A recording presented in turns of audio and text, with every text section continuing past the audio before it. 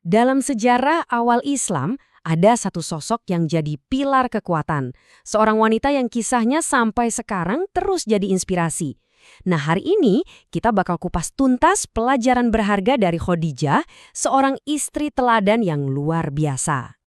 Coba deh pikirin, pas Nabi Muhammad memulai misinya yang begitu besar, siapa sih orang pertama yang tanpa ragu sedikit pun langsung berdiri di samping beliau? Jawabannya ini yang akan jadi inti pembahasan kita kali ini. Jadi, siapa sih sebenarnya Khadijah ini? Jauh sebelum jadi istri Nabi, beliau tuh udah jadi sosok yang sangat dihormati. Coba bayangin, seorang pebisnis wanita yang sukses pada zamannya, seorang janda kaya raya yang juga terkenal banget karena kesalehannya. Reputasinya sebagai wanita saleha itu udah nggak perlu diragukan lagi. Salah satu karakter utamanya yang paling menonjol adalah ketaatannya yang tulus kepada suami. Tapi ini bukan sekedar patuh buta ya. Ini lebih ke sebuah bentuk kemitraan yang dasarnya adalah kepercayaan dan rasa hormat yang mendalam. Nah, inilah fondasi yang nanti akan membentuk kisah luar biasa mereka. Terus, gimana ceritanya pernikahan bersejarah ini bisa terjadi? Yang menarik, pernikahan ini tuh bukan soal menyatukan kekayaan atau status sosial. Fondasinya dibangun di atas sesuatu yang jauh lebih penting, yaitu karakter. Coba lihat deh perbedaannya. Di satu sisi ada Khadijah, seorang wanita yang mapan dan kaya. Di sisi lain ada Muhammad, seorang pemuda berumur 25 tahun.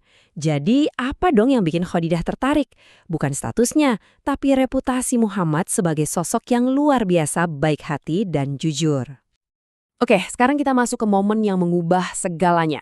Bukan cuma buat mereka berdua, tapi buat sejarah dunia. Momen turunnya wahyu yang pertama. Coba kita bayangkan situasinya.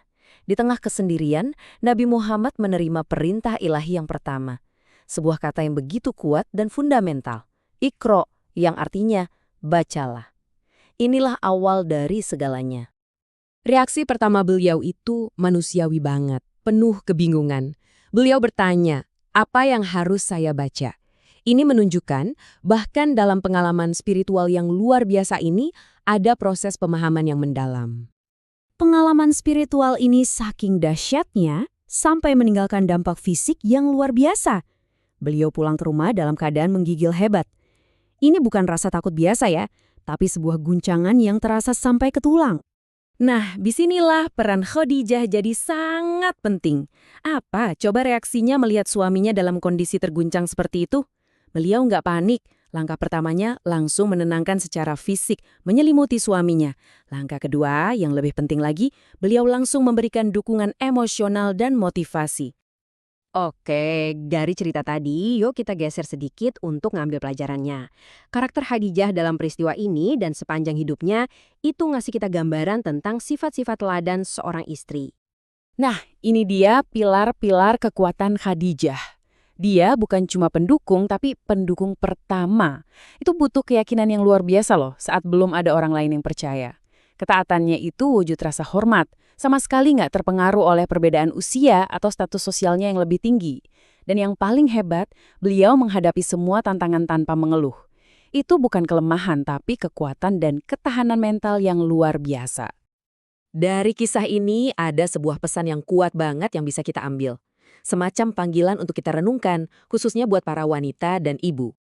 Jadi pesan utamanya itu sebuah ajakan yang kuat untuk punya jiwa seperti Khadijah.